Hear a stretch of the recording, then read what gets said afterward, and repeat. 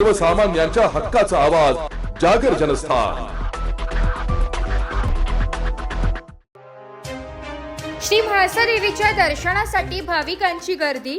3000 भाविकांनी घेतला महाप्रसादाचा लाभ। अन्नामध्ये जेव्हा भक्ती उतरते तेव्हा प्रसाद तयार होतो। या प्रसादाला एक वेगळी चव येते, त्यामुळे भाविक या महाप्रसादासाठी गर्दी करतात। अशीच परिस्थिती सध्या नगरीमध्ये ठिकठिकाणी सुरू आहे। वर्षातून एकदाच अर्थात चैत्र पौर्णिमेपासून परंपरेनुसार विविध देवी भगवतींचे प्रयोजन अर्थात महाप्रसादाचे आयोजन नगरीमध्ये सुरू आहे। या प्रयोजनाला 150-200 वर्षांची परंपरा असून आज पावतो ही परंपरा अव्याहतपणे सुरू आहे। भाविक या प्रयोजनाचा अर्थात महाप्रसादाचा लाभ घेण्यासाठी गर्दी करत असतात।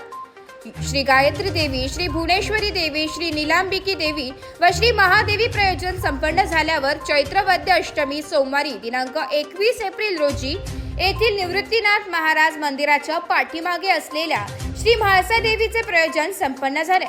या निमित्त नवविवाहित दाम्पत्य हितेश धारणे यांच्या हस्ते देवीची महापूजा संपन्न करून भगवतीला शेंदूर लेपन करण्यात आले। यानंतर देवीला साज शृंगार करण्यात आला। उत्सवाच्या दिवशी त्या देवतांमध्ये देवतेचे तेज उतरत असल्याने देवतेचे प्रसन्न रूप मनाला आनंद देते। अशाच प्रकारे देवी भगवतीचे रूप प्रसन्न दिसत होते। सायंकाळच्या सुमारास असंख्य ब्रह्मवृंदांनी देवी समोर बसून विश्व कल्याणार्थ शांती सुक्त पठण केले। त्यानंतर परंपरेनुसार श्री म्हाळसा देवीसह भगवान त्र्यंबकेश्वर, श्री गंगा गोदावरी अशा प्रमुख देवतांना नैवेद्य पाठवण्यात आले। सायंकाळच्या वेळी महाप्रसादाचा कार्यक्रम सुरू झाला। रात्री 11 वाजेपर्यंत 3000 भाविकांनी महाप्रसादाचा लाभ घेतला। श्री म्हाळसा देवी अनेक घराण्यांची कुलदेवता असल्याने बाहेर गावाहून अनेक भाविक दर्शनासाठी व महाप्रसादासाठी आले होते। देवीची ओटी भरण्यासाठी सुवासिनींनी तर दर्शनासाठी भाविकांनी मोठी गर्दी केली होती। तसेच यावेळी महिलांचा हळदी कुंकवाचा कार्यक्रम संपन्न झाला। ज्यांची प्रयोजनासाठीची वर्गणी द्यायची राहून गेली होती असे भाविक म्हाळसा देवी भक्त मंडळाचे अध्यक्ष मिलिंद धारणे, सुरेंद्र तथा बापू शुक्ला यांच्याकडे स्वइच्छेने वर्गणी जमा करीत होते। तर जे ग्रामस्थ प्रयोजनस्थळी महाप्रसाद घेण्यासाठी येऊ शकत नव्हते अशांसाठी घरी प्रसाद नेण्याची व्यवस्था होती।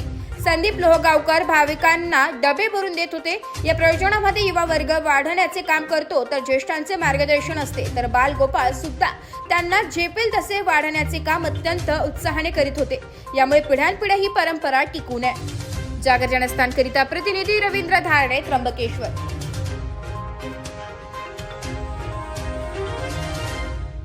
नाशिककरांना सूचित करण्यात येत आहे की 2025-26 या वित्तीय वर्षाचे मालमत्ता कराचे देयके मनपाच्या संकेतस्थळावर उपलब्ध करून देण्यात आलेली आहे। त्यानुसार मालमत्ता कराची एक रकमी आगाऊ भरणा व ऑनलाईन भरणा केल्यास विशेष सवलत देण्यात येणार आहे। चालू वित्तीय वर्षाचा मालमत्ता कर एक रकमी भरल्यास एप्रिल महिन्यात 8% सूट, मे महिन्यात 6% सूट, जून महिन्यात 3% सूट मिळेल। तसेच ऑनलाईन पेमेंट करणाऱ्यांसाठी 5% किंवा 3000ची सूट मिळेल। नाशिक महानगरपालिकेच्या कर आकारणी विभागाद्वारे जनहितार्थ प्रसारित।